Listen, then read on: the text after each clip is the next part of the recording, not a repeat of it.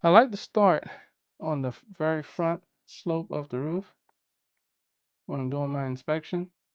As I walk, I'm only inspecting sections at a time. I like to inspect about 4 to 6 feet in front of me, 3 feet to the right, 3 feet to the left. And I'm only focusing on this area of my inspection.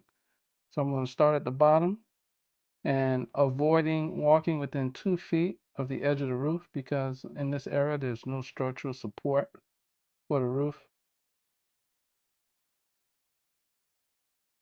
And I just walk and I'm just going to scan and just focus on that 4 to 6 feet in front of me.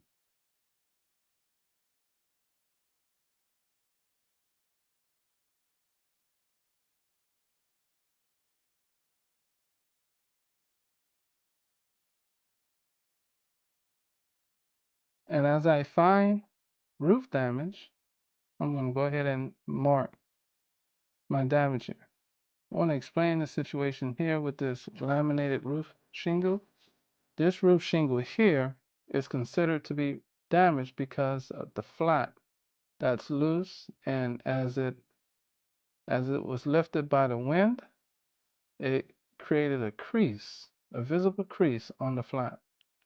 Now, loose shingles in and by themselves are not considered wind damage.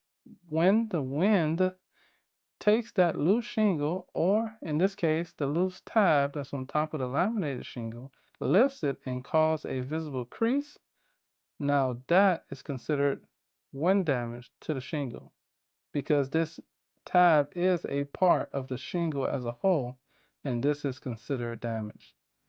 And so therefore, when there is a crease in the shingle, we want to go ahead and mark it with a line going across as wind damage. And obviously the same case would be for a 3-tap shingle as well. And just to repeat the statement that I just made, loose shingles in and of themselves are not considered to be wind damage.